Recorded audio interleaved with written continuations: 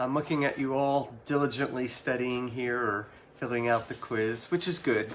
But we're going to start because we have a lot to go through tonight. We have chapters 15, 16, 17, and 18 all together. So a lot of material, but there's a reason for it. It's all one story, really, as it breaks down. And so I wanted to keep it as a whole. Let's open with a word of prayer, shall we? Father, we are grateful for the opportunity we have to study the Word tonight.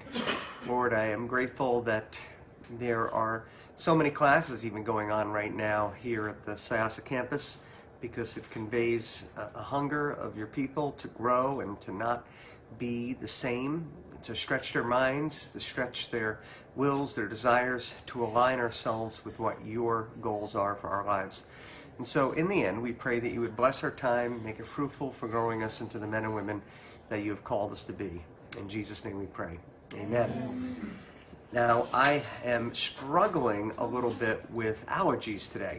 It just kind of like hit me. I do not know why, but maybe it's my cats, maybe it's something, but I am, so if I have to blow my nose, I have a tissue box here that I apologize in advance for that. So let's take a look at the quiz and see what we know or don't know. Okay, here we go. First one. Amnon was in love or lust, depending on your point of view, with Jonadab, Shemaiah, Tamar, Abishag. Tamar is the woman. Yeah, very good. Jonadab was considered a smart person, B, shrewd person, C, angry person, D, rich person. It is B. He is a shrewd person. Interestingly enough, that word can be translated multiple ways. In this case, I think shrewd is probably an excellent translation. Number 3.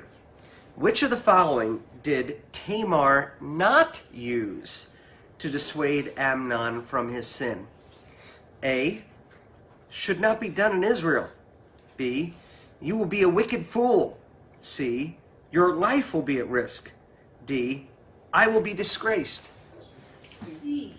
It is C. Interestingly enough, that would have been a good one because that's exactly what happened to him. He did ultimately die, but no, she didn't use that one. However, she made a pretty good case, regardless. And even if she has maybe not even taken it seriously, but she also mentioned, why don't you ask David? He'll give me my hand to you in marriage, just to get out of that room. But none of these things ultimately, unfortunately, worked. Number 4, Absalom's ruse to kill Amnon involves A, a hunting trip, B, a sheep shearer's banquet, C, a walk together alone, D, having him eat poison. B. It is B, a sheep shearer's banquet. Sheep shearing for them is like harvest time. It is like time to celebrate. It's actually like payday, because when you shear the sheep, this is the product of the sheep. So it's for them a good day. It's a good day to celebrate. Number 5. The person who seems to be behind much of the treachery of these chapters may be Jonadab, Tamar, David, Shemaiah. Jonadab, A.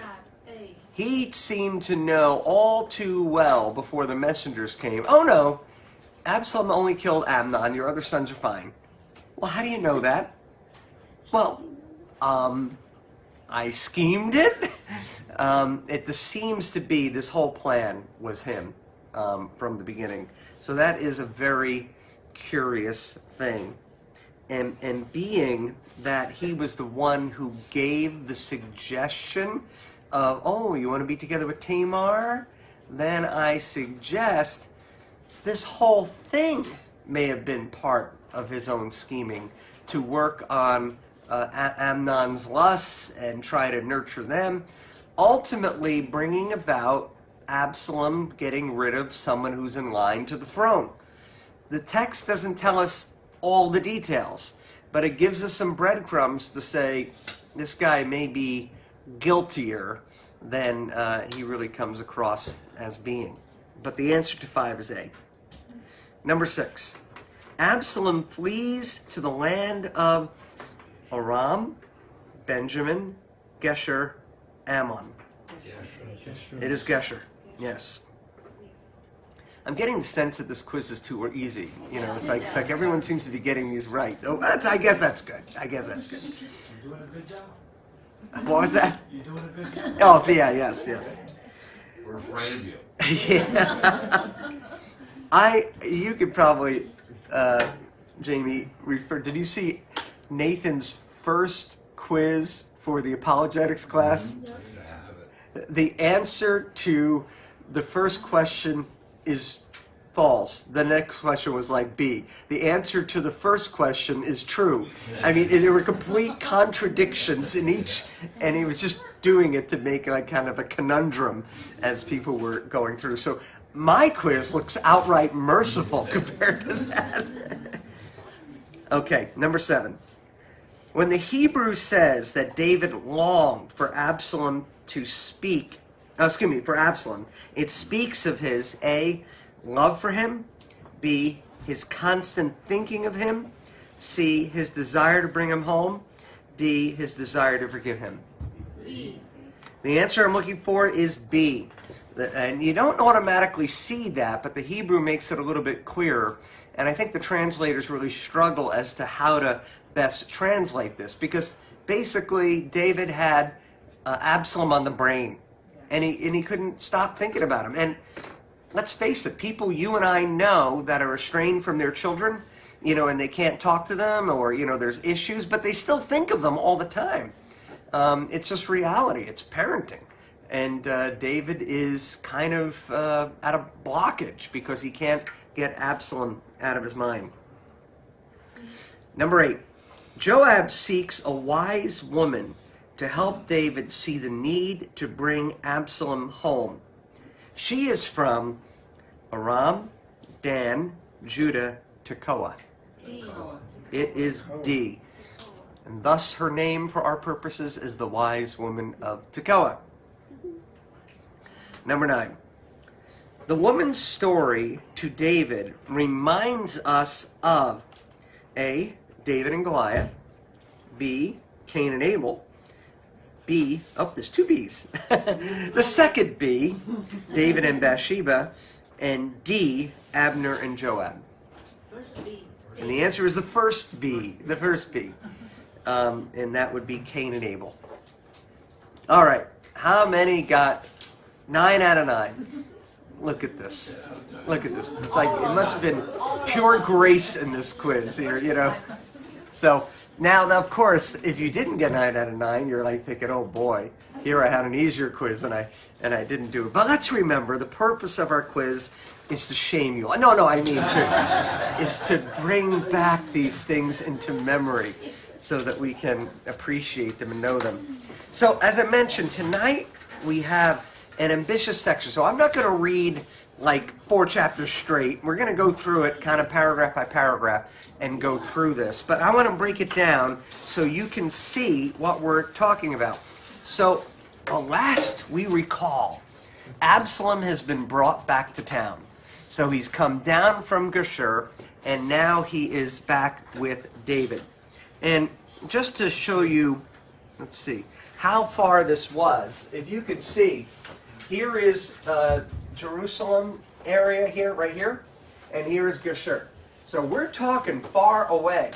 You know, here's the mileage down here. So we're talking 120 miles, something like that, which in the ancient world is far. I mean, that's a big distance. So he was at the kind of the northern extremes of David's empire, in which he was away.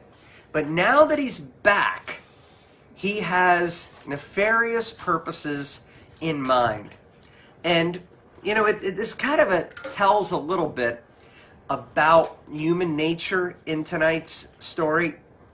Because when you are, let's say you were in your teenage college years, a pothead, and you regret it. I mean, you made some mistakes and you regret that. But now you catch your kid with pot, and you feel kind of timid correcting them. Why? Because you were a pothead, and you're thinking, how, I can't really say anything here.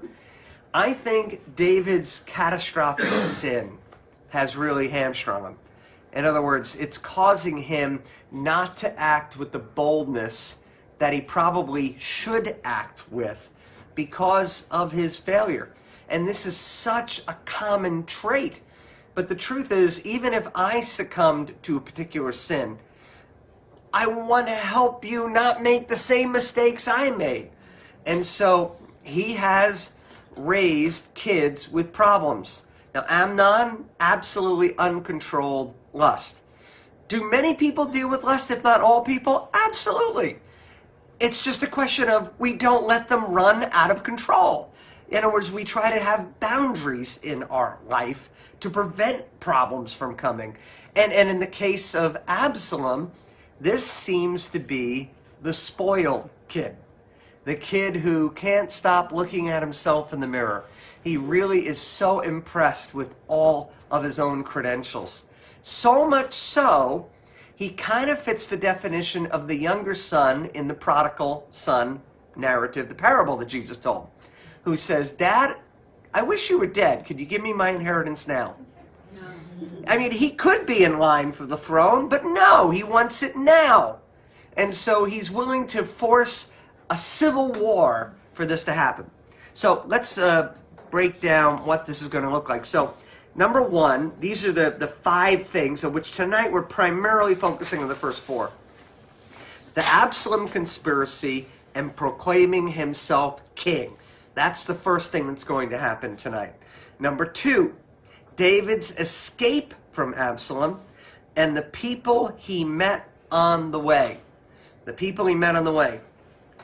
Number 3, the war council, where the competition between Ahithophel and Hushai determines David's fate. By the way, let me make it clear tonight, there are so many names in tonight's passage, I don't even hope to hold a candle to pronouncing them right. So, I have a doctorate, yes. It's not in pronunciation. Let's just make that very clear right now. That is not my strong suit on these. And number 4, David's favorable reception at Mahanaim, which is interesting in and of itself. We'll get there at the time. That name should ring a bell because that was Ishbosheth's kingdom. Saul's son had a kingdom there. And so you'd wonder, is David going to be well received there? Turns out he is well received there. And then finally, actually 5 is included tonight. The battle and death of Absalom. And then 6 is squeezed on the side there. David's return to Jerusalem. That's the one we're not going to see tonight. But David will be returning to Jerusalem. So these are the unfolding of what is going to take place tonight. So let's drop into the text at 2 Samuel chapter 15. And from there we will take a look and tell the story. So I'm going to read various sections and then talk about it a little bit. In the course of time, Absalom provided himself with a chariot and horses and with 50 men to run ahead of him. He would get up early and stand by the side of the road leading to the city gate. Whenever anyone came with a complaint to be placed before the king for a decision, Absalom would call out to him, "What town are you from?" He would answer, "Your servant is from one of the tribes of Israel." Then Absalom would say to him, "Look, your claims are valid and proper, but there is no representative of the king here to hear you." And Absalom would add, "If only I were appointed judge in the land, then everyone who has a complaint or a case could come to me and I would see that they receive justice." Also, whenever anyone approached him to bow down before him, Absalom would reach out his hand and take hold of him and kiss him.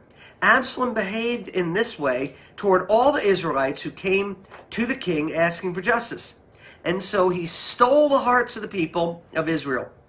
At the end of 4 years, Absalom said to the king, "Let me go to Hebron and fulfill a vow I made to the Lord.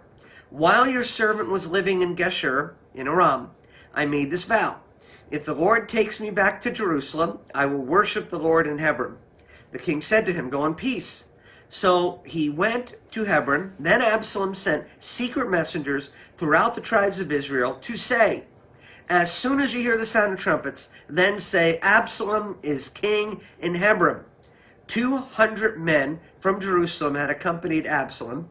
They had been invited as guests and were quite innocently, knowing nothing about the matter. While Absalom was offering sacrifices, he also sent for Ahithophel. Ahithophel.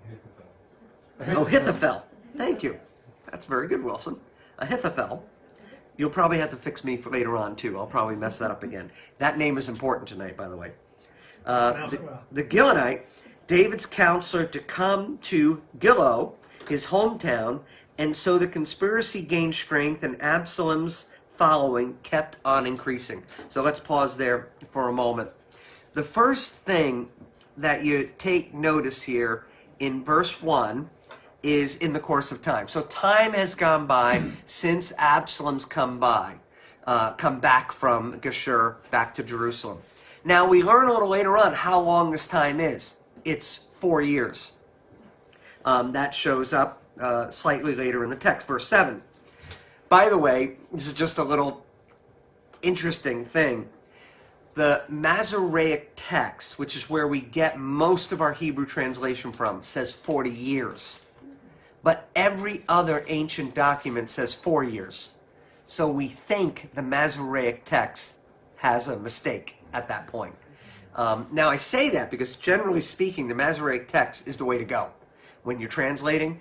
But when it's so contrary to the common sense of telling the story, and that every other ancient source says 4 years, they figure the Masoretic text must have had a little extra number added. So 4 years is probably the time. In the course of time, Absalom provided himself with a chariot and horses and 50 men to run ahead of him. Now, what does that sound like to you? I mean, just get the image of that. Men running ahead of him, a chariot, and horses, Building up an army. a little army, but there's a sense of, I want to look like a king, or minimally, I want to look like somebody important. Now, what do we already know about Absalom? What does he look like? He's very good looking. He's very good looking. And now he wants the nice car, you know, that everyone goes, ooh, wow, you know, this is really nice. And poor Kevin Q, sometimes he's in this class, but he has a Maserati. And every time I see him on Thursday morning, I start singing that old 1970 song, My Maserati, there's one. He always gets annoyed at me. I think it's his in-law's car or something like that. But he's got the nice car, you know, and he is seeming to wanting to make an impression as to what's going on. And read into this, there's some pride happening in this man, clearly, as to what's going on. He would get up early and stand by the side of the road leading to the city gate. Now, whenever people come, this is something we don't think of in modern day culture, but one of the jobs of the king was to divide between parties that were arguing one with another. What's the most famous one that Solomon had to deal with? The baby. The baby, exactly. Whose baby is this? We were sleeping in the same bed. She rolled over and suffocated her baby. No, it's my baby. And Solomon says, cut the baby in two. And the real mother says, no, don't cut the baby in two. Give it to her. And then Solomon says, you're the real mother. And gives. Kings were judges. And so what Absalom is wanting to do is somebody would come into town from all over Israel wanting wisdom from King David. So after they come in seeking wisdom, the next thing we find is Absalom is interrupting and said, you have a good case, but you know what? I'd like to help you with your case. If only I was the judge, i.e. the king. because there are no judges at this point. There's kings at this point. But he's using this subtle terminology. Now, what's happening? These people are all going back to their hometown and saying, there was a handsome young man, very dignified. All these people were around him, the 50 people running ahead. And you know what? He could make a great king. And they might even be thinking, you know, when David passes, this son is worthy of kingship. But because these people were coming from all over Israel, all these reputations that kept spreading about how wonderful Absalom is, this handsome young man. And so he's interrupting everyone. And he's giving this conveyance. David doesn't see people anymore.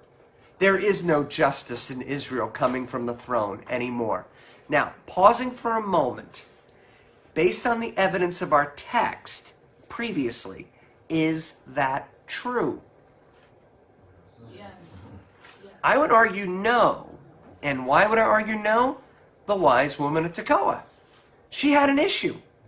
What was her issue? One son is killed by the other son. Now the townspeople want to kill my other son. So she sought out David to protect her son.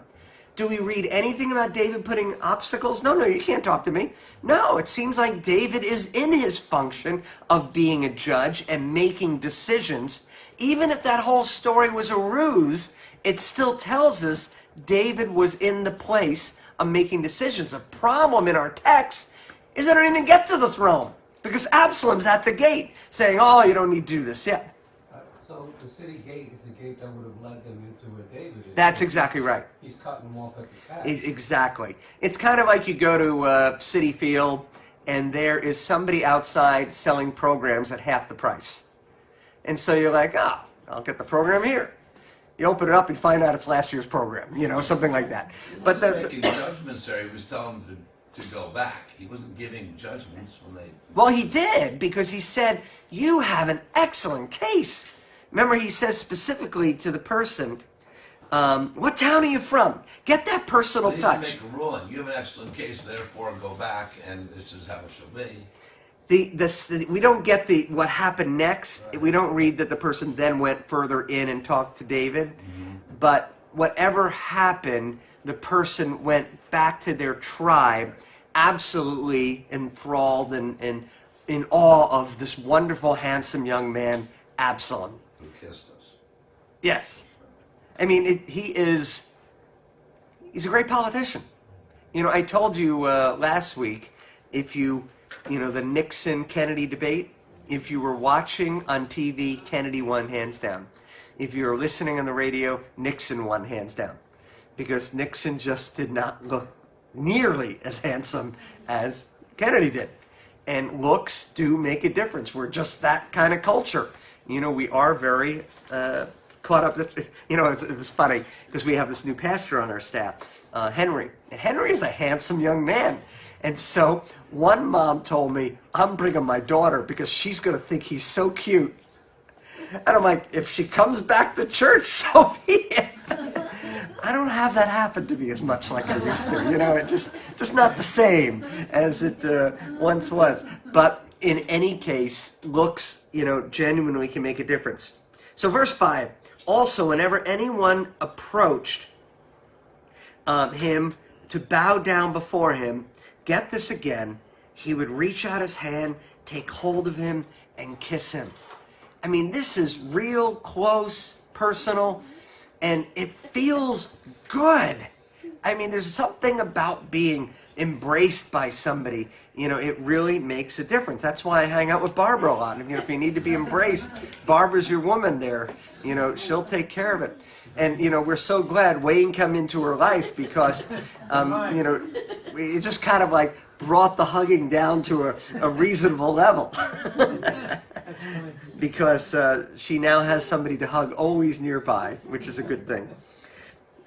So at the end of 4 years, so this is schmoozing for 4 years, having people go back to their town, oh, that man Absalom, oh, he is something else. And this word spreading throughout, Absalom comes to the king, let me go to Hebron to fulfill a vow I made to the Lord. Now, In all likelihood, this is a total lie, because this is, his plan to become king in Hebron. You can't do it in Jerusalem just yet. He'll get to that, but he feels that he's going to do it. Now, am I positive it's a lie? No. The text doesn't say it's a lie, but it does imply that he was doing this kind of like he said to Daddy, I'm going to have a sheep shearer's banquet. Daddy, you want to come? Oh, no, I'm too busy for that. But why don't you send Amnon instead? And that would be great. He's good at this kind of thing. And David, he wants to believe the best in his kid. He really does. And I mean, how many of parents want to believe the best of our kid? So, I mean, have you ever gone into the principal's office with an issue relating to your son or daughter? Because when you have that happen, you want to believe your kid. And so when the principal is saying, what your son did was ... immediately your defenses are up. Now, it's funny, if you're talking to a kid directly, you're ready to challenge your kid. But if somebody else is picking on your kid, you immediately get protective and not my kid, couldn't have done this. David seems to want to give the benefit of the doubt to Absalom whenever he can. So he goes on, while your servant is living in Geshur, I made this vow, if the Lord takes you back to Jerusalem, I'll worship the Lord in Hebron. Why Hebron? Because that's where I'm starting my civil war, Daddy. Oh, I can't say that. But that's his plan. He's going to worship in Hebron. The king said to him, go in peace. So he went to Hebron, and now he has 200 men with him, which they do not know his plan. But verse 12 is what is important. And while Absalom was offering sacrifices, he sent for Ahithophel. Am I saying it right again? Ahithophel. The Gileadite, David's counselor, to come from Gilo, his hometown. And thus the conspiracy gained strength, and Absalom's following kept on increasing. Now, this guy, Ahithophel, he is later on, we'll get to this in a few minutes, described as, when he gives advice, it's like hearing from God. He is an amazing person at giving advice. And now he's aligned himself with Absalom. It's curious why. Well, here's an interesting tidbit. You know his granddaughter, Bathsheba. So, if your granddaughter is grabbed by the king, arguably raped, in terms of what happened, committed adultery, to put it softer, and then her husband murdered, you might not be a big fan of King David. Even if he's repented, there could very well be bitterness. Does the text tell us this? It does not. But human nature being what it is, it seems like you can smell something here. Here's another interesting thing. David was first king in Hebron, and yet Hebron has sided now with Absalom. What shows here is that David's support in certain parts of his kingdom has started to thin. It doesn't seem as strong as it once was. You would think that the community that David was first king in would have a deep respect for him. Maybe they don't, because he moved the kingdom headquarters back to Jerusalem. Maybe that was what rubbed them wrong. But the bottom line is we see some interesting gatherings of people here. So, next category is David flees. A messenger came and told David, the hearts of the people of Israel are with Absalom. And by the way, from this point on in the text, when you hear the word Israel, that's going to be Absalom's side. And when you hear the words like David's servants or David's friends or David's community, that's going to be David's side. So the nation has been captivated by Absalom. Verse 14, then David said to all his officials who were with him in Jerusalem, come, we must flee, or none of us will escape from Absalom. We must leave immediately, or you move quickly to overtake us and bring ruin on us and put the city to the sword." The king's officials answered him, "Your servants are ready to do whatever our lord the king chooses." The king set out with his entire household following him, but he left 10 concubines to take care of the palace. So the king set out, and with all the people following him, they halted at the edge of the city. All the men marched past them, along with the Kerethites, the Pelethites, and 600 Gittites who had accompanied him from Gath, marched before the king. The king said to Ittai, the Gittite, "Why should you come along with us? Go back and stay with the king, with King Absalom." Bless you. "You are a foreigner, an exile from your homeland. You came only yesterday, and today shall I make you wander about with us? When I do not know where I am going, go back and take your people with you. May the Lord show you kindness and faithfulness." But Ittai replied to the king, "As surely as the Lord lives, and as my lord the king lives, wherever my lord the king may be, whether it means life or death, there will your servant be." David said to Ittai, "Go ahead and march on." So Ittai the Gittite marched on with his men, and the family were with him. The whole countryside wept aloud as the people passed by. The king also crossed the Kidron Valley, and all the people moved towards the wilderness. Zodak was there also, there too, and all the Levites were with him, were carrying the Ark of the Covenant, and they set down the Ark of God, and Abiathar offered sacrifices until all the people had finished leaving the city. Then the king said to Zodak, "Take the Ark of God back into the city. If I find favor in the Lord's eyes, he will bring me back and let me see it and his dwelling place again. But if he says, 'I am not pleased with you,' then I am ready. Let him do to me whatever seems good to him." The king also said to Zodak the priest, "Do you understand? Go back to the city with my blessing. Take your son Amaz with you, and Abiathar's son Jonathan.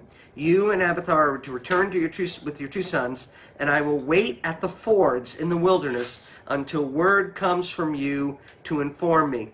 So Zodak and Abiathar returned the Ark of God back to Jerusalem and stayed there. But David continued up the Mount of Olives, weeping as he went. His head was covered, and he was barefoot, and all the people with him covered their heads too, and were weeping as they went. Now, David had been told Ahithophel is among the conspirators with Absalom. So David prayed, "Lord, turn Ahithophel's counsel into foolishness." When David arrived at the summit, the people used to worship God. Hushai, the Archite, was there to meet him. His robe was torn, dust in his head. David said to him, "If you go with me, you will be a burden to me. But if you return to the city and say to Absalom, 'Your Majesty, I will be your servant.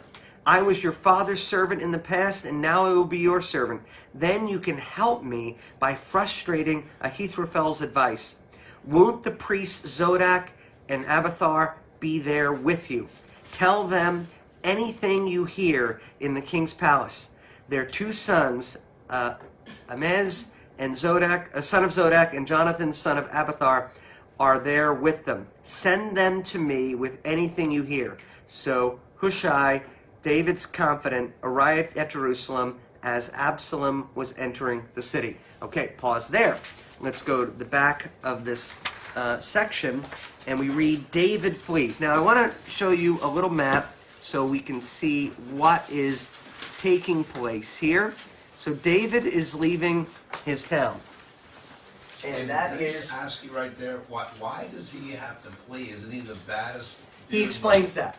It says a little bit later, and he explains it. But to quickly answer it, let's say you are in Paris in World War II, and you're thinking, "I'm going to hide the armaments to fight against the Nazis in the Louvre." Now, what's going to happen to the Louvre when it's all said and done? That's a museum in Paris. Probably be destroyed. David wants to preserve the city. because if Absalom comes, then the city of God will be destroyed. And he seems to believe that this is going to be temporary. Why do we know this? He leaves 10 concubines to watch the palace, and he also says, don't take the Ark of God with you. Leave it right here. So it seems to be, he thinks it's going to be temporary, and number two, it's going to preserve the city because there's not going to be a battle fought here. It's actually a graciousness to the people. It's like, That's what's avoid the strange, battle. because I was scratching my head over saying, why is this? And that's perfect. Yeah, I mean, it actually shows a level of compassion and wisdom on David's part. Yeah. Now, this is the city of David. This is the palace. This will ultimately be the Temple Mount at the time of Solomon over here, but it's nothing right now. There's a tent set up over here where they have the Ark of the Covenant. This is the Kidron Valley. This right here is basically a creek. Most of the time it's nothing in it. But it is a little bit of a creek. And the Kidron Valley separates this hilltop, which is not that big, to the Mount of Olives, which, when you hear mount, don't think Rockies here. Think big hill. But that's on the other side. So what David is doing, he's coming from here, crossing the Kidron Valley, and then going up the Mount of Olives. But this is more significant in its symbolism than it is an actual mileage travel. It's kind of like, for those of us going to Israel, the tour operator said, oh, we're changing it from a different New York airport. Instead of leaving from JFK, your group's going to be leaving from Newark. Now, they're in Florida, the tour operators. So they think, oh, it's just a different New York airport. What do people on Long Island think of Newark Airport as compared to Kennedy? It's like, shoot me in the head. Are you kidding me? Now, as the crow flies, it's not that far.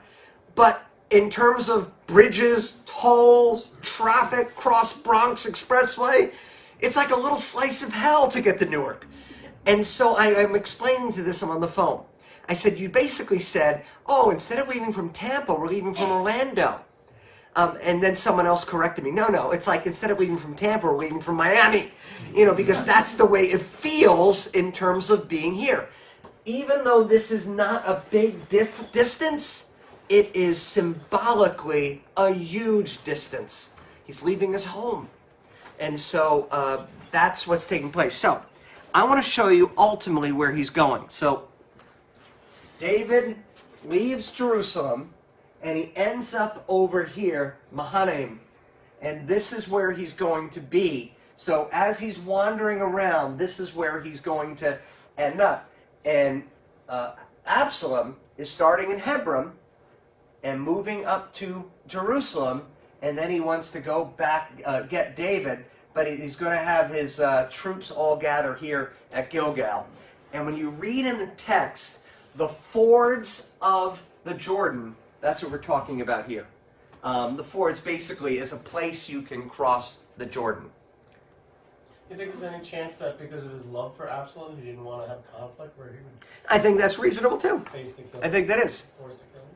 One of the things, by the way, for anyone who ever has the privilege of going to Israel, one of the biggest disappointments of everyone who goes to Israel is seeing the Jordan River.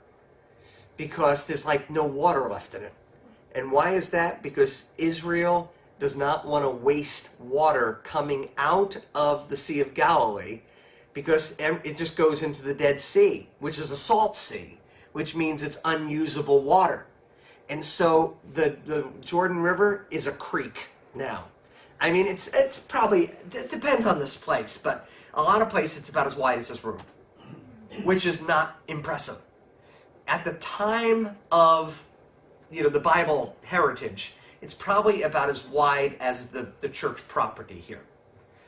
So it's never been like the Hudson at the widest point. It's not that kind of river. But it was much wider than it is now. So if you ever have the chance to go to Israel, just keep that in mind. The Jordan you're looking at now is not the size it was then. And there you had to cross at specific places where it was much better to do that. So let's go back to our text here. I have a question. The Mount of Olives, Yes, was the elevation higher than the city? yes, it is.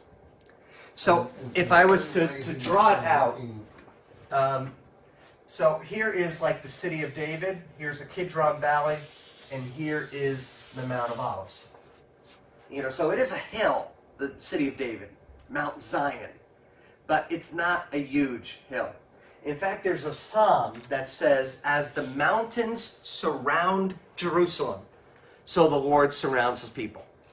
So when you're in Jerusalem, you can actually look around and see higher places around you. But it's still hills. And it's just not that big of a hill. So the Mount of Olives is much bigger. I'm just thinking that strategically. You're thinking what? You take the high ground. Strategically? Well, yes and no, except he's not going to stay on the Mount of Olives. He's on his way up Up towards. to northern Israel. It's just, at this point, the author is kind of like pulling out the pain of what is happening. You know, so the reason he's doing this seems to be to protect the city, possibly to, you know, not have a direct conflict with Absalom. Because David feels like he's in a catch-22. He doesn't want Absalom to win this contest, but he doesn't want him to die either. You know, and that's a real tough issue. So here comes an interesting thing that happens here in the text. The king sets out, and various people are joining him. It's verse 17. So the king set out with all the people following. So a lot of people from the town are joining on this little quest to leave. But one of the interesting people is 600 Gittites who had accompanied him from Gath, marched before the king. Now, what's interesting about this? These are Philistines. Remember how David had lived in Gath because Saul was chasing him down? These 600, they're not the same 600 that David had as fighting men. They're different 600 people.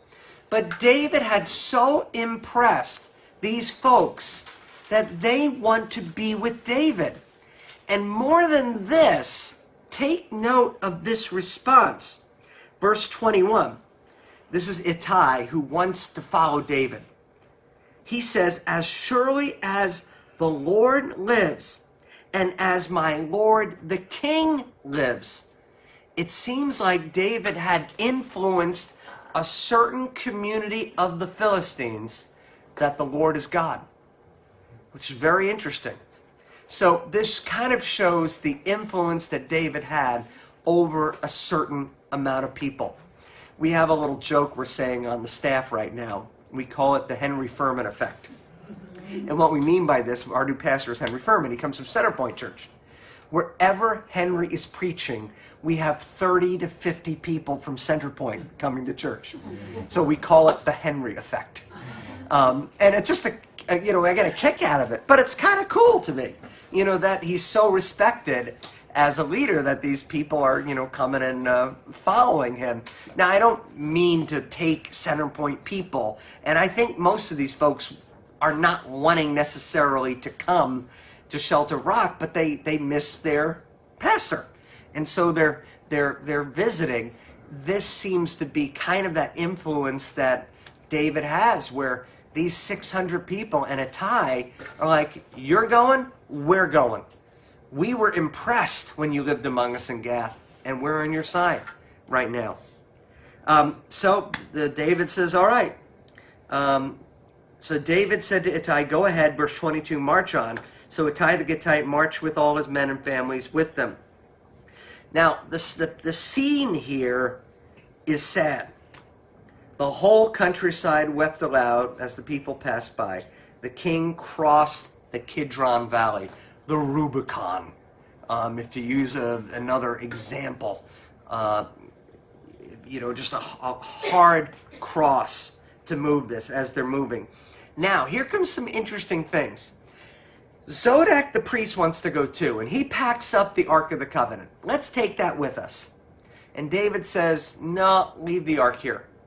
There's a couple things that's interesting about that. One, it conveys that David sees this as a temporary move.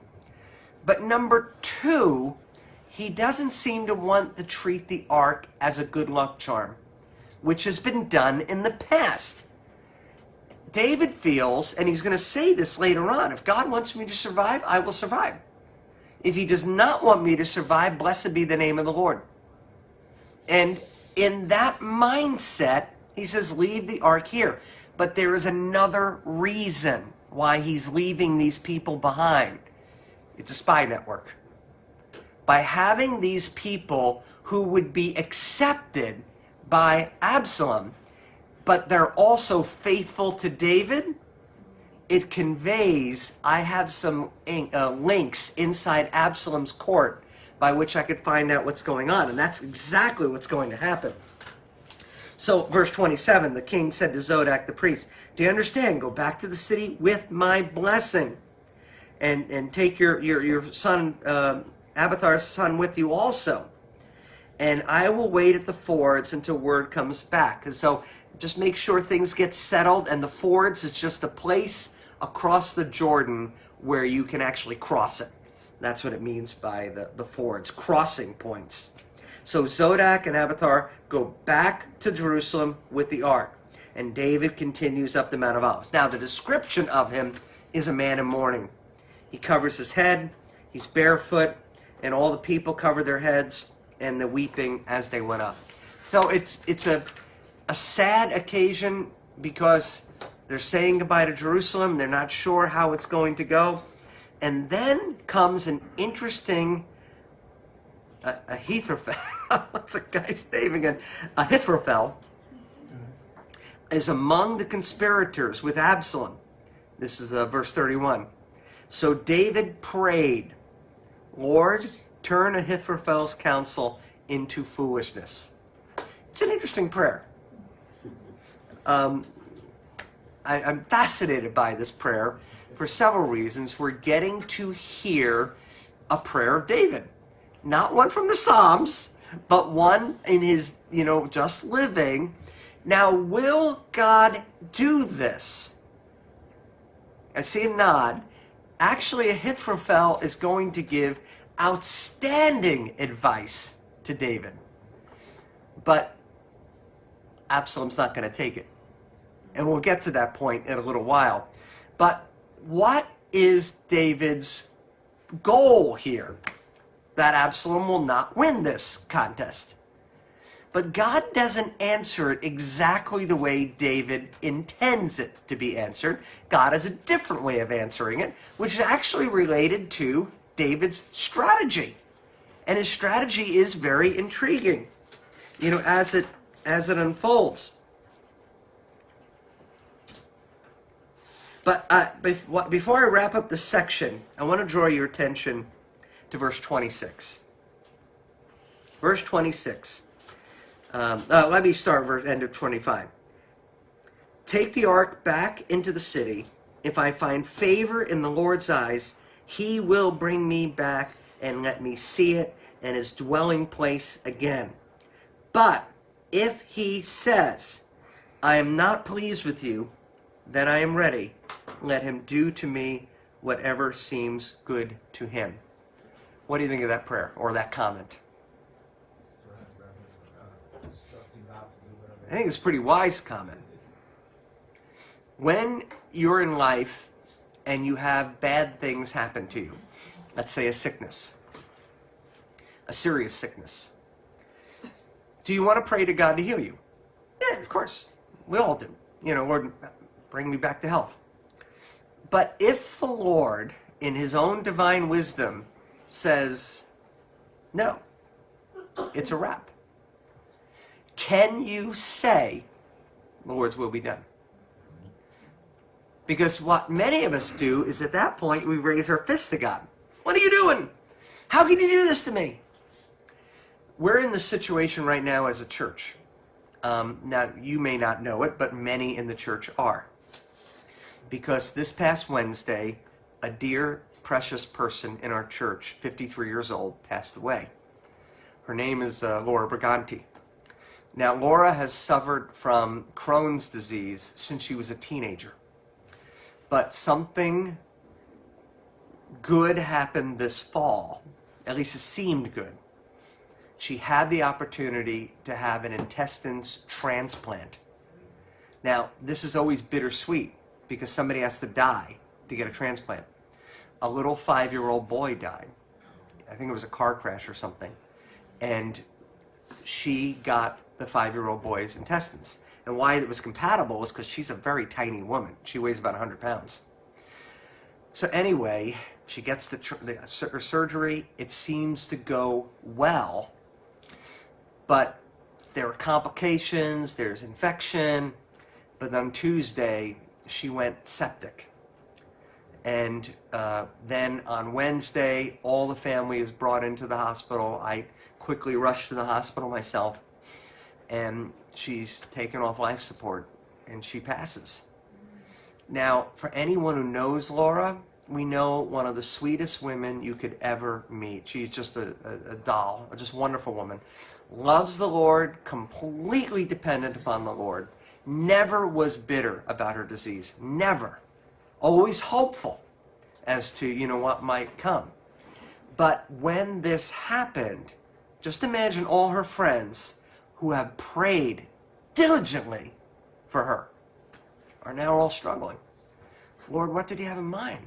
And we thought this probably gave hope to the people who lost their 5-year-old boy. And now they don't have their 5-year-old boy, and now the recipient has passed also. So, what's going on with this? Do we know the answers on this? No, we don't. Things that we hold to are things like Isaiah 55. My thoughts are not your thoughts. My ways are not your ways. As high as the heavens are from the earth, so are my ways from your ways. This is God saying, I am infinite. You are finite. Don't second guess me. I know what I'm doing.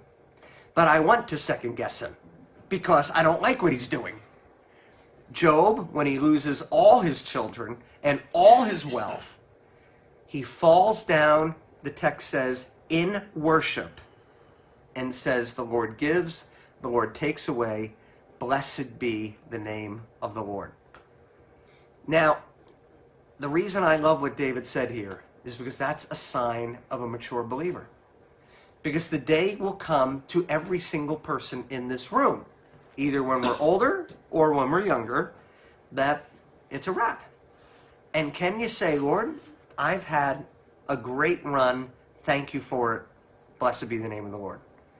One of my biggest gifts that I ever received was being what felt like near death's door at age 30, because they told me I may need a heart transplant, and then the Lord healed me from it.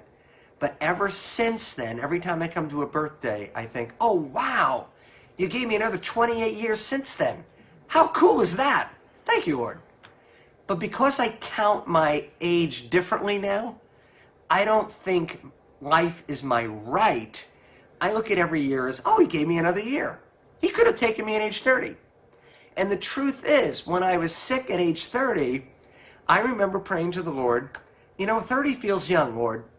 But you know what? I can't complain. You've given me an awesome 30 years. I have a beautiful wife. I have a child.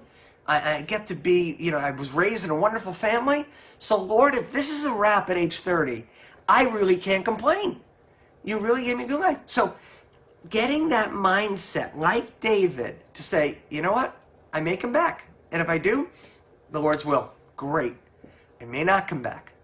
If I don't, the Lord's will. So be it. It's just a great piece of wisdom. I would argue, piece of wisdom. And I'm not saying that I don't have questions still. My job is to preach the funeral on Saturday. That's a hard funeral for me to preach at. And I've been asking the Lord, which way shall I go with this? But I still believe that this is absolutely a true statement and one to be encouraged by. So, this last piece that I want to point out before we move on, verse 32. When David arrived at the summit where the people used to worship God. Now, the reason it says that is because in Israel, in the old days, meaning the days before David, if there was a high place, you worship God on it. It's just what you do. High places, you worship God. So people used to worship God on the top of the Mount of Olives. Hushai, the Archite, was there to meet him. His robe was torn, dust in his head. That immediately tells us he's on David's side. Man, I want to be with you. But David said to him, if you go with me, you will be a burden to me. But if you return to the city and say to Absalom, Your Majesty, I am your servant, then you can help me by frustrating Ahithophel's advice. Won't the priests of Zodek and Abiathar be there with you? So here is the nefarious plan. Hushai is kind of like Henry Kissinger. He's a highly respected guy that's been around a long time. You know, Henry Kissinger's still alive. Yeah. This guy is like in his 90s, and people still come to him for advice. You know, it's kind of funny.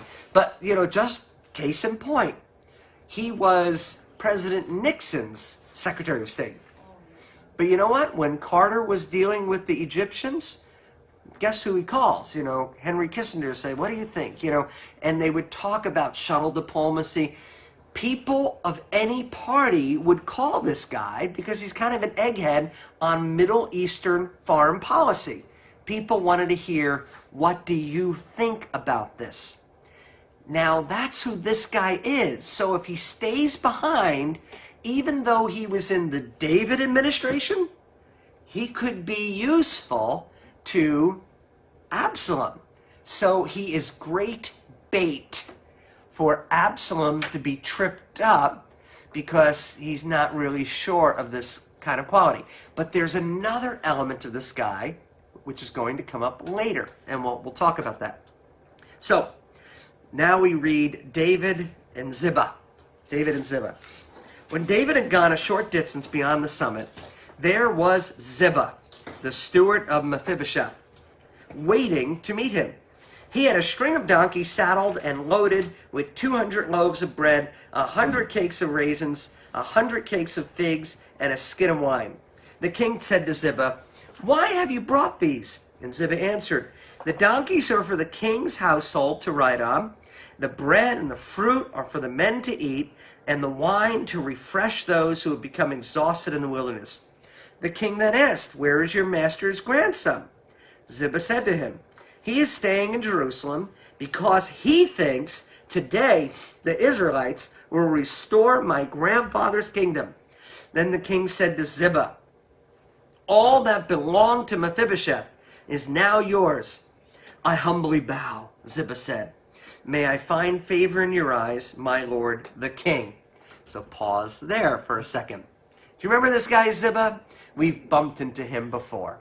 Now, if you need to tell David something difficult for David to hear, based on what we've observed, what's a good way to talk to David? Parable. Excellent. There was a rich man who had many sheep.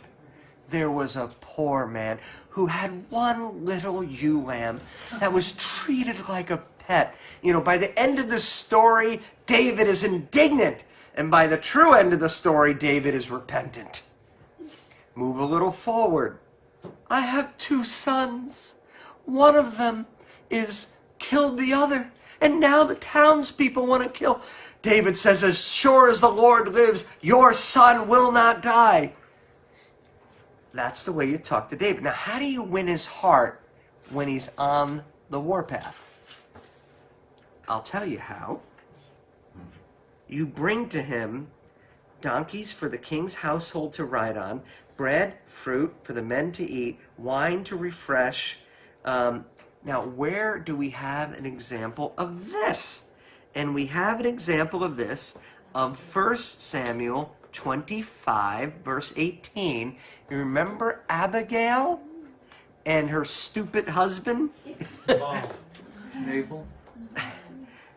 Abigail acted quickly. She took 200 loaves of bread, 2 skins of wine, 5 dressed sheep, 5 seahs of roasted grain, 100 cakes of raisins, 200 cakes of pressed figs, loaded them up on donkeys, and she told the servants, "Go ahead. You tell David a parable when you have bad news for him, and you give David food if you want to win his heart." And wine. So, yeah, and wine. So what is the deal here?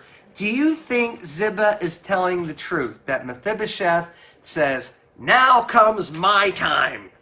The revolution has started, and Mephibosheth, we're going to have my dad's kingdom back again. Because that is what he is conveying in this. Is Ziba lying?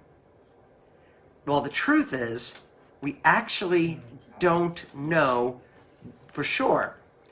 Except to say that later on, when we get to chapter 19, verse 16, actually verse 23, Mephibosheth, Saul's grandson, also went out to meet the king. This is when the king is coming back to Jerusalem.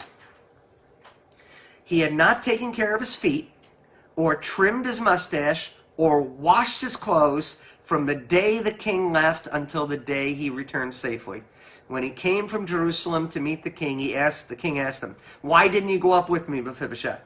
He said, my lord the king, since I, your servant, am lame, I said, I will have my donkey saddled and I will ride it so I can go with the king. But Ziba, my servant, betrayed me, and he slandered your servant, my lord the king, slandered me before my lord the king. My lord the king is like an angel of God, so do whatever your wish. All my grandfather's descendants deserve nothing but death. But my lord the king, but you gave your servant a place among those who eat at your table. So what right do I have to make any more appeals to the king? Get this. Ziba lost all the land, and Mephibosheth got it back. When this happened with Absalom, Ziba puts two and two together and says, I can get all my land back. So he goes to David with all these goodies. And David says, everything that was Mephibosheth's is now yours. But he never heard Mephibosheth's part of the story. Now, when Mephibosheth actually does see David, what does he see? A guy whose hair has grown really long, and you can't fake that. He's looking like he was in mourning from the day he left. He either grew his hair or he didn't grow his hair. In other words, there are signs, physical signs, that shows that he could not go. He's lame. And that Ziba pulled this whole thing off as a con. So I think the evidence of the text says that Ziba is lying through his teeth here in order to get the land back, and that Mephibosheth probably is telling the truth. Why? He's not even asking David anything. He says, you have the right to kill me. And if you want to do it, go ahead and do it. But I didn't betray you. That sounds a lot, it's kind of like the woman with Solomon again. Cut the baby in two. No, let the baby live. Give it to her.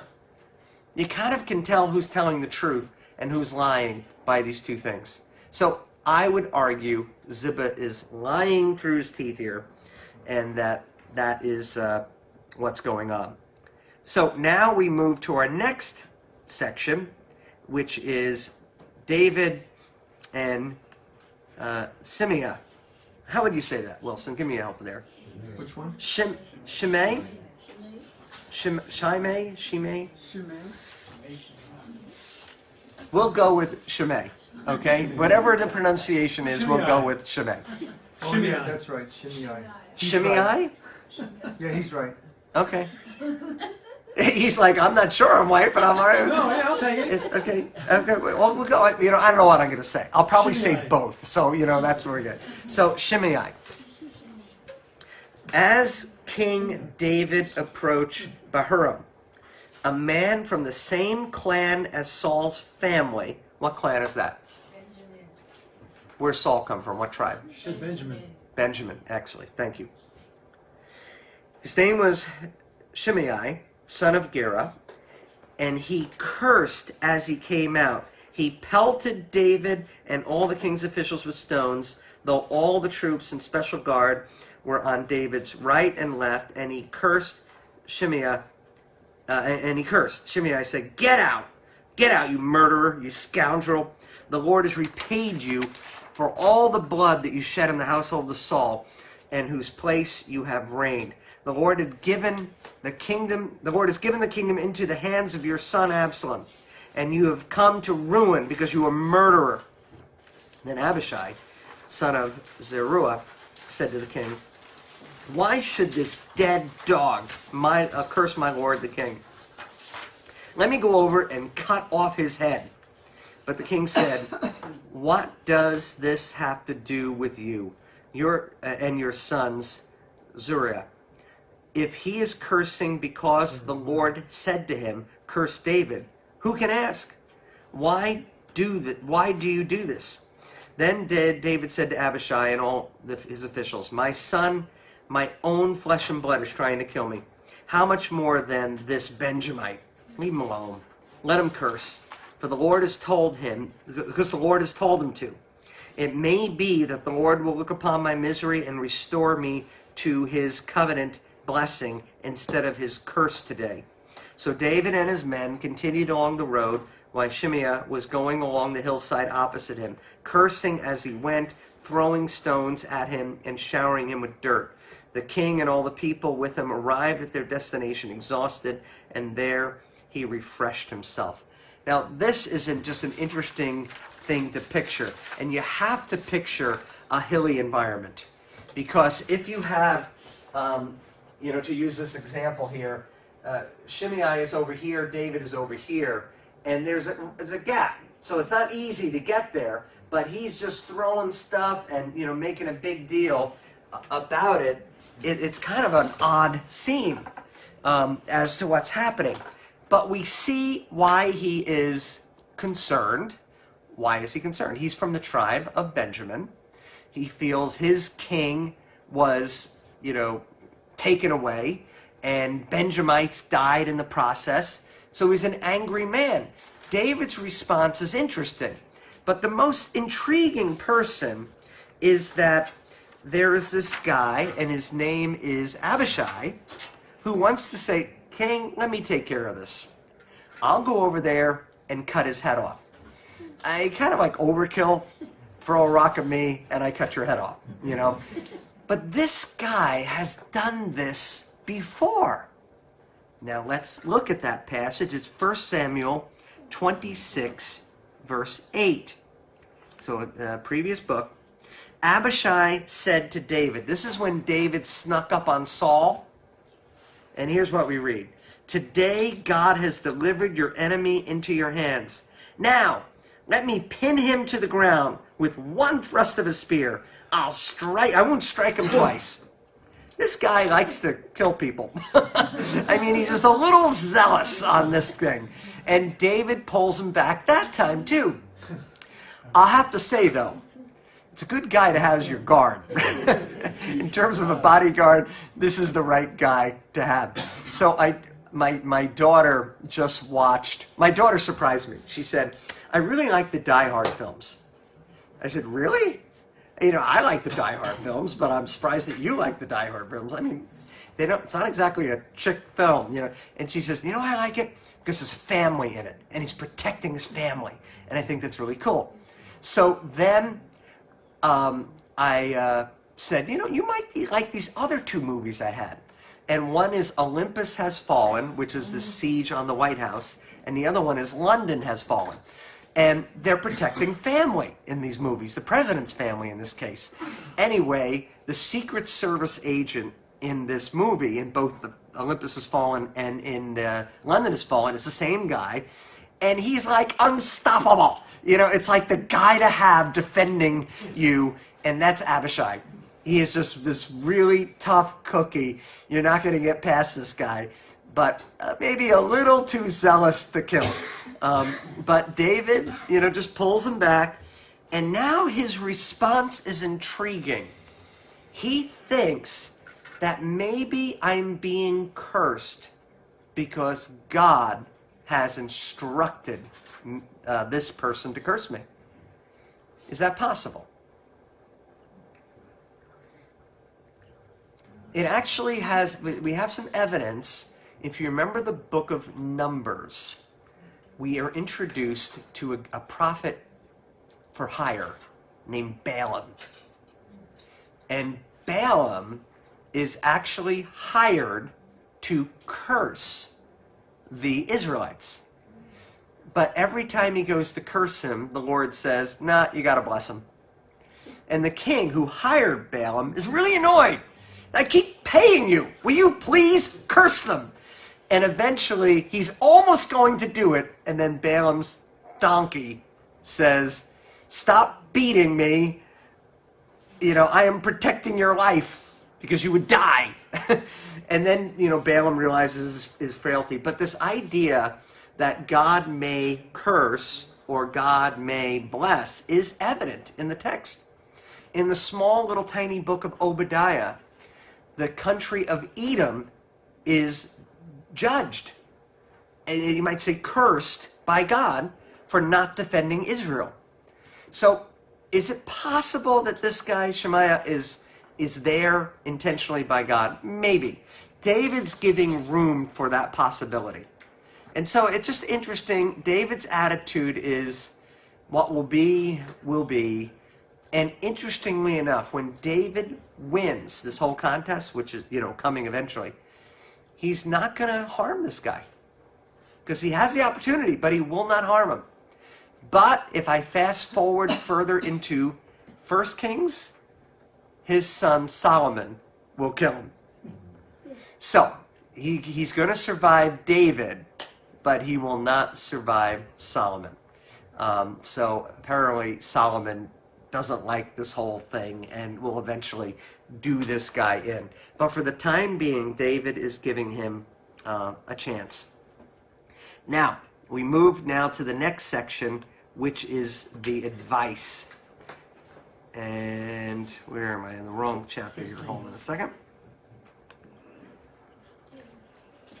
So this section is the advice of Ahithophel and Hushai. And here we go. Meanwhile, Absalom and all the men of Israel came to Jerusalem, and Ahithophel was with them. Then Hushai, the Archite, David's confidant, went to Absalom and said to him, "Long live the king, long live the king." Absalom said to Hushai, "So this is the love you show your friend? If he is your friend, why didn't you go with him?" And Hushai said to Absalom, "No, the one chosen by the Lord, by these people and by all the men of Israel, his I will be, and I will remain with him. Furthermore, whom shall I serve? Should I not serve the son, just as I served your father? So I will serve you." Absalom said to Ahithophel, "Give us your advice. What should we do?" Ahithophel answered, "Sleep with your father's concubines, whom he left to take care of the palace. Then all Israel will hear that you have made yourself obnoxious to your father, and the hands of everyone with you will be more resolute." So they pitched a tent for Absalom on the roof, and he slept with his father's concubines in the sight of all Israel.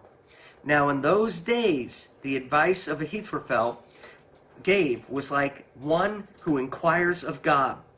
That was how both David and Absalom regarded all that Ahithophel's advice. Ahithophel said to Absalom, "I would choose 12,000 men and set out tonight in pursuit of David. I would attack him while he is weary and weak. I would strike him with terror. Then all the people with him will flee. I would strike down only the king and bring all the people back to you. The death of the man you seek will mean the return of all. All the people will be unharmed." This plan seemed good to Absalom and all the elders of Israel. But Absalom said, "Summon Hushai, the Archite, so we can hear what he has to say as well." When Hushai came to him, Absalom said, "Ahithophel has given this advice. Should we do what he says? If not, give us your opinion." Hushai replied to Absalom, "The advice of Ahithophel has given is not good this time. You know your father and his men. They are fighters. They are as fierce as a wild bear robbed of her cubs. Besides, your father is an experienced fighter. He will not spend the night with the troops. Even now, he is hidden in a cave or some other place. If he should attack your troops first, whoever hears about it will say, 'There has been slaughter among the troops who follow Absalom.' Then even the bravest soldier, whose heart is like the heart of a lion, will melt with fear, and all Israel knows that your father is a fighter, and that those who are with him are brave.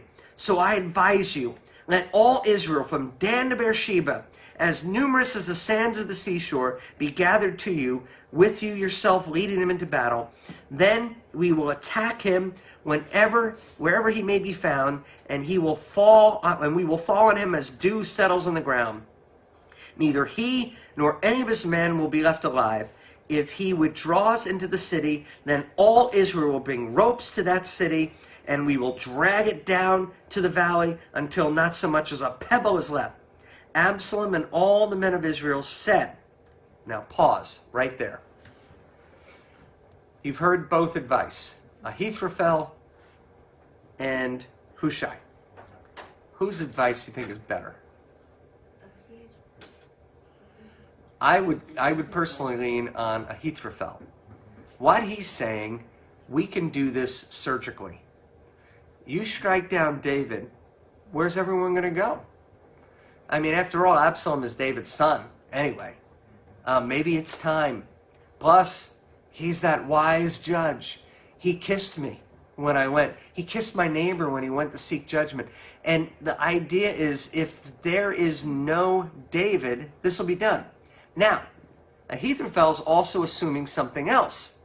David is discouraged and dejected and feeling weak, and he's getting old. Are those things probably true? They probably are. Now, Hushai has something that Ahithophel probably doesn't have. To use the example again of the Nixon-Kennedy debates, some people have a turn of phrase. Actually, that's probably a bad example because that's appearance. If you went to the 1984 debate, I like presidential history, between Ronald Reagan and Walter Mondale. And if you haven't watched the second debate, it's fun to watch just from a historical perspective. Because Walter Mondale is a wonk. He's a smart guy. I mean, he knows his stuff. And Ronald Reagan, he was never known as a detail person. But he won the debate with one statement. He was asked this question.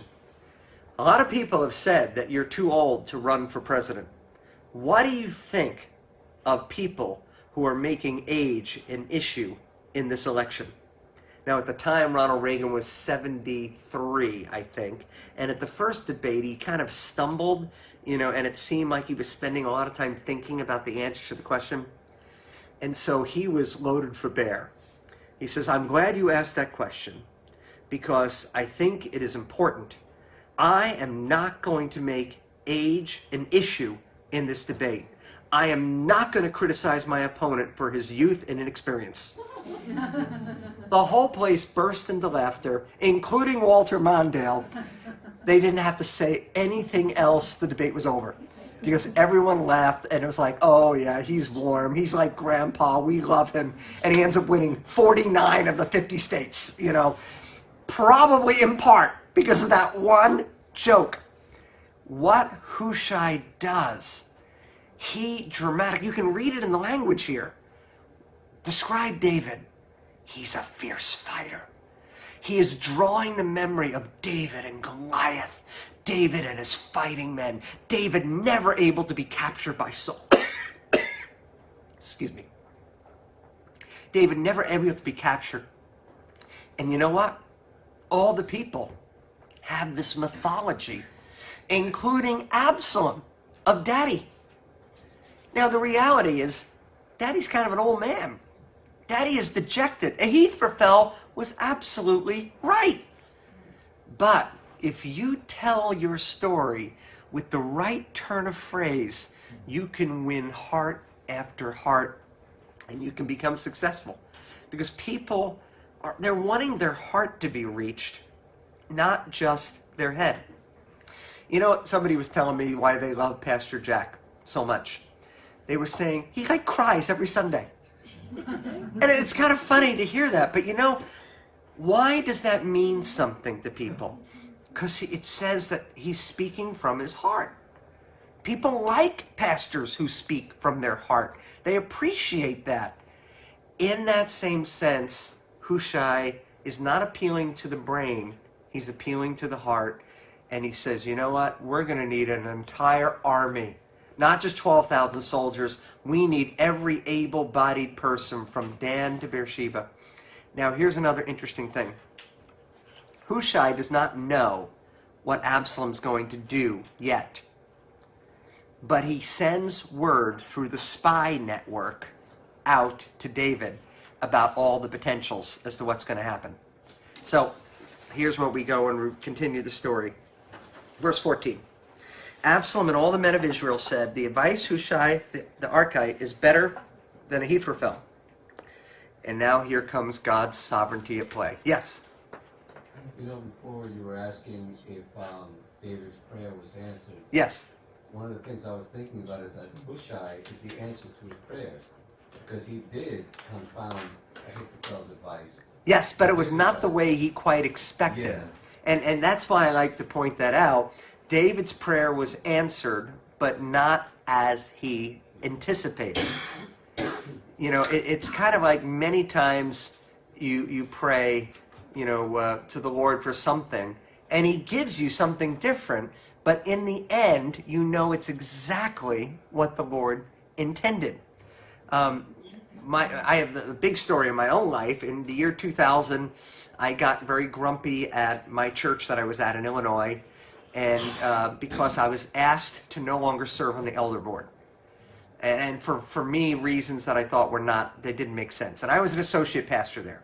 So I'm grumpy and I'm sad.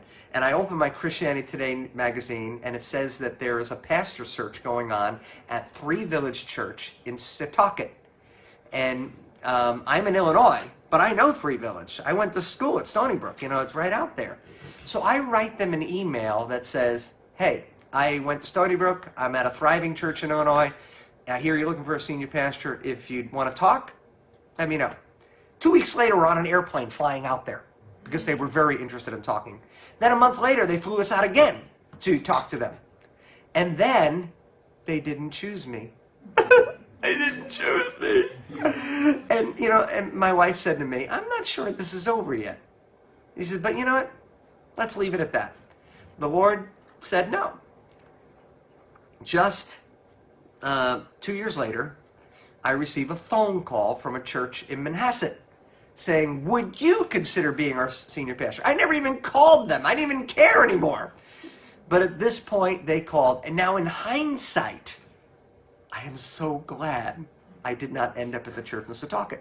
And I am so happy I ended up at Shelter Rock Church. I had plans, but the Lord determined the outcome. And I like that the Lord does that. So David had a prayer, but the Lord had a better idea, is what it comes down to, as to what's going to happen. Here comes the statement. Verse 14, second half. For the Lord had determined to frustrate the good advice of Ahithophel in order to bring disaster on Absalom. So what do you see here is the sovereignty of God. God had made a decision. Now, the narrator's telling us this because the narrator can see the distance, 20/20 hindsight, and he sees what's going on. Hushai told Zodok and Abiathar, the priests, Ahithophel has advised Absalom and the elders of Israel to do such and such, but I have advised him to do so and so. Now send a message at once. See, at this point, he does not know which one Absalom is going to choose. But we're getting to see that he just tells everything to his little spy network. Do not spend the night at the fords of the wilderness. Cross over without fail, and the king and all the people with them will be swallowed up. So it's like, hurry up. Make this move. Verse 17. Jonathan and Ahimaaz.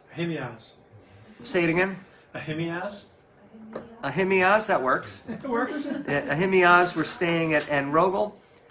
A female servant was to go to and inform them, and they were to go and tell King David, for they could not risk being seen entering the city. But a young man saw them, told Absalom. So the two of them left at once and went to the house of a man at Bahurim.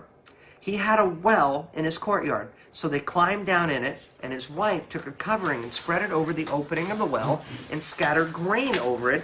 No one knew anything about it. When Absalom's men came, the woman of the house, they asked, "Where is Ahimaaz and Jonathan?"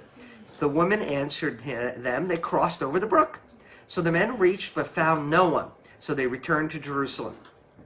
After they had gone, the two climbed out of the well and went to inform King David, and they said to him, "Set out and cross to the river at once. Ahithophel has advised such and such against you." So David and all his people with him set out and crossed the Jordan.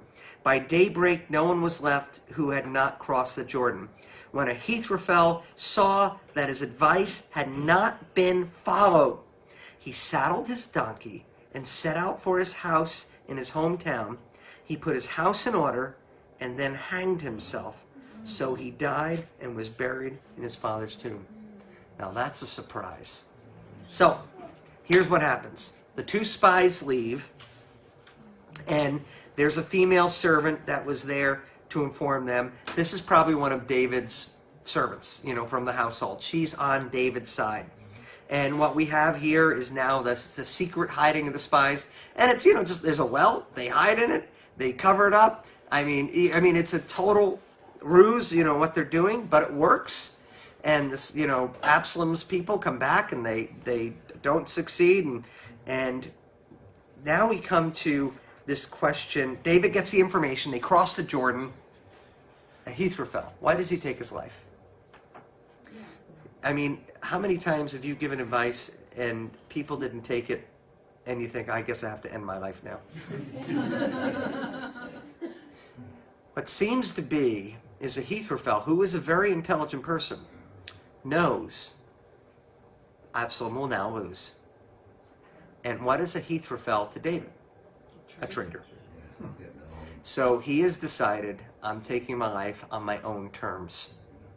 He feels I'm a goner anyway.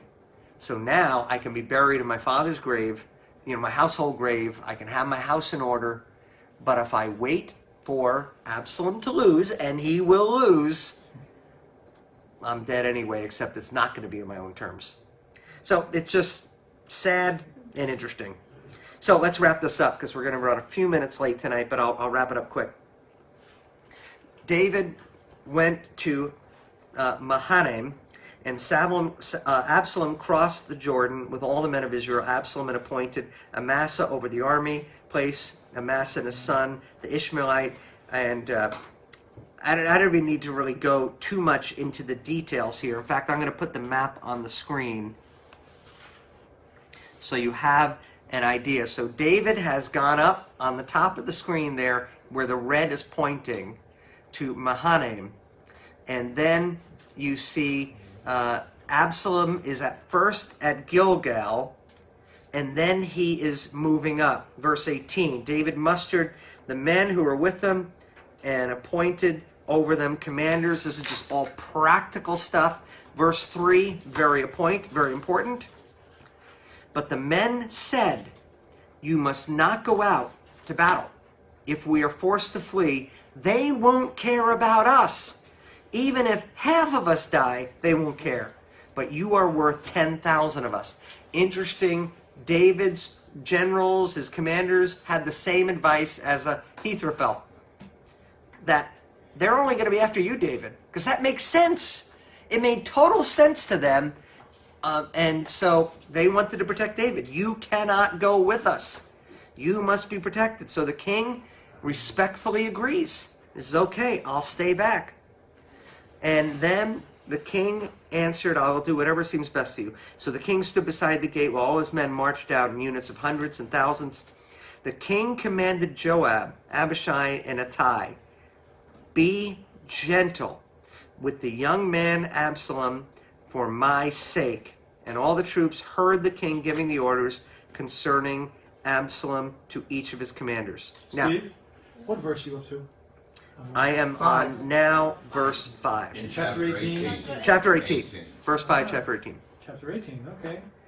Now, he has asked them, be nice to Absalom. Who is in this little group here? Joab, Abishai, Ittai.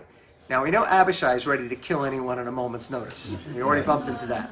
Ittai is, we don't know too much about his personality. But let me ask you about Joab. Has Joab ever killed somebody that David did not want killed? Abner. He gave specific instructions. Don't kill Abner. But Abner killed Joab's brother. An idiot, I might add. But Joab hears this advice. Everybody knows he's heard this advice. I just want to point this out because Joab's going to do another Joab. He's not going to be too honoring of this. So David's army marched out of the city. This is chapter 18, verse 6, Wayne. I got it. Okay, just want to make sure we got there. I got it. I'm following. To fight Israel. Now, Israel is Absalom's side. And the battle took place in the forest of Ephraim.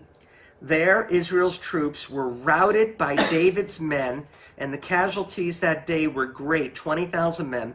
The battle spread over the whole countryside, and the forest swallowed up more men that day than the sword. Now, that's intriguing, that statement.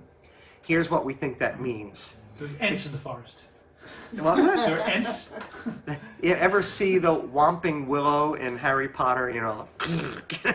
No, that's not what's happening. If you ever saw the movie, it's a great movie if you haven't, if you're into this kind of thing, but The Patriot. This is a Mel Gibson film, and it's about the Revolutionary War. Why does the soldiers, Mel Gibson's troops, win in that? Because they knew the forest. They knew their way around. And people who are not used to fighting in certain kind of environments don't do well in certain kind of environments. David has always been, and his fighting men, the kind of people who are hiding behind rocks, hiding behind trees. And Absalom doesn't have that same kind of troops. They would probably, by numbers alone, succeed over David in the open. But in the forest, it was hopeless because David's troops were ready. And so this idea of the forest swallowing them up is that David's men knew how to fight in that environment. It's just like when the United States had to deal with guerrilla warfare for the first time. This is I think the phrase was coined in Vietnam.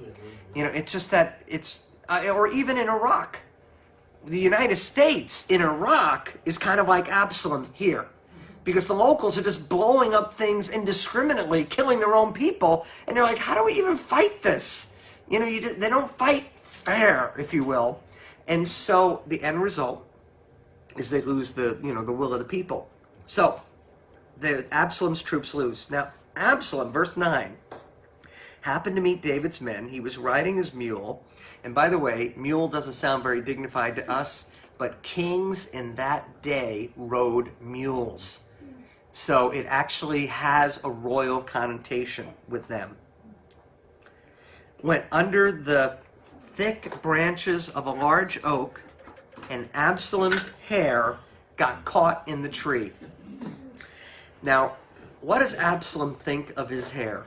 Loves it. He loves it. Cuts it once a year. It weighs, several shekels. I mean, he's so proud of his hair. Pride, ultimately, did this guy in.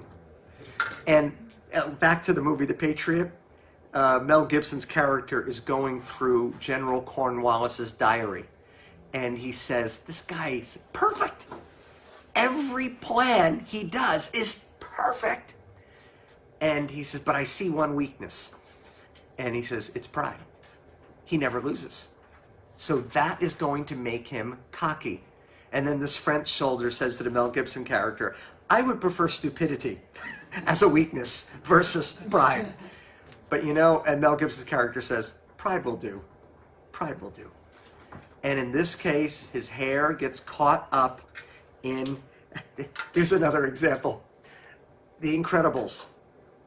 What does Edna think about superheroes wearing capes? No capes. Oh, what about so-and-so? He died doing such and such. What about this person? He died doing this. No capes. And the only reason Mr. Incredible wants a cape is because it looks so good. It's going to be so nice. And Edna finally talks him out into no capes. But in this specific case, again, he's left hanging midair. When one of the men saw what had happened, he told Joab, I just saw Absalom hanging in an oak tree. Joab said to the man who told him this, what? You saw him? Why didn't you strike him to the ground? Then I would have given you 10 shekels of silver and a warrior's belt. But the man replied, and I think very wisely, even if 1,000 shekels of silver were weighed out, that's 25 pounds of silver, by the way. If 1,000 shekels were weighed out into my hands, I would not lay a hand on the king's son. In our hearing, the king commanded you and Abishai and Ittai. You heard him yourself, you idiot. He doesn't say that to his general, but you heard him. Protect the young man Absalom for my sake. And if I put my life in jeopardy and nothing is hidden from the king, you would have kept your distance from me. Joab said, I am not going to wait like this for you. So he took 3 javelins in his hand and plunged them into Absalom's heart. While Absalom was still alive in the oak tree. Then 10 of Joab's armor bearers surrounded Absalom, struck him down, killed him. Then Joab sounded the trumpet, the troops stopped pursuing, and Joab halted them, and then took Absalom and threw him into a big pit. And it's just sad. And during his lifetime, verse 18, Absalom had taken a pillar, erected it in the king's valley as a monument to himself, which once again shows the pride of this guy, for he thought, I have no son to carry on my memory or my name. He named the pillar after himself, and it is called Absalom's monument to this day. Quick comment here. This phrase, to this day. My daughter was reading the Bible for the first time, and she read to this day, and she goes, wow, it's still there. To this day means at the time this was written. It does not mean that it is there to this day. So you can't go to Israel and find this pillar there. So I'm just going to tell the story here. David has to find out what's going on. And so they send messengers to David. And there's a little discussion as to which messenger is going to go. And it ends up, is it going to be Ziba who goes, or is it going to be this Cushite that goes? But this one guy, Ziba, cannot be dissuaded from going. And so there's basically a foot race. Who gets to tell David first? Now, let me ask you this question. You see multiple people running towards you from a battle, or you see one person running towards you from a battle. Which of them have good news? Single person or lots of people? Lots of people. So lots of people would have good news? I would think so. If they're your people, not if they're the other guy's people. Well, here's the thought. It's actually the opposite. Yes.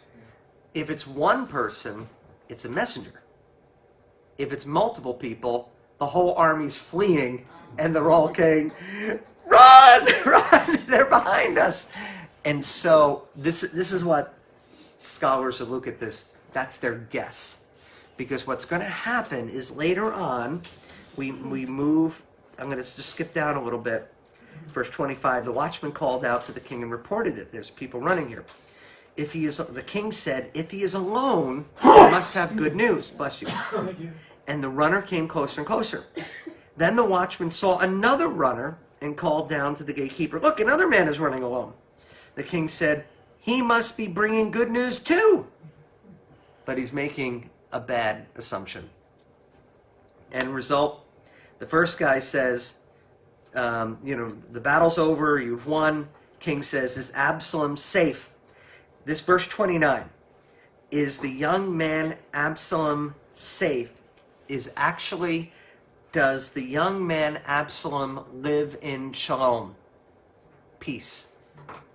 It's how the word shalom can be translated multiple ways. In this case, is he safe? And Amez answered, I saw great confusion. I really don't know. But then the Cushite comes, verse 31. My lord the king, hear the good news. The Lord has vindicated you, delivering you from the hand. So he has the same news. But then the king asked, is the young man Absalom safe? The Cushite replied, may the enemies of my lord the king and all who rise up to harm him be like that young man. And the king was shaken. And it ends with these very, very sad words. Oh, my son Absalom, my son Absalom, if only I had died instead of you. Oh, Absalom, my son, my son. That is one of the saddest phrases in all of the Bible. And you see the pain and grieving. Because on the one hand, the battle had to take place. But was there any way that my son could have survived it? Well, we're obviously going to stop here, and I'm sorry we didn't get to go verse by verse on that last section, but you got the gist of the story, and that last verse is important because when David's troops are all wanting to cheer and celebrate, the king is crying. And it's like, you're sad that we won? Let's pray. Father, tonight, I think one of the most important verses that we read was David's trust in you. If you bring him back to Jerusalem, the will of the Lord has been known. If he dies, the will of the Lord has been known. Father, I pray that we would have David's insight in that sense to trust in your sovereignty. And we pray, Father, that in the end, in our lives, that we will say, the Lord gives, the Lord takes away, blessed be the name of the Lord. We give you our praise and thanks for teaching us this tonight. Amen. Thank you guys for coming out.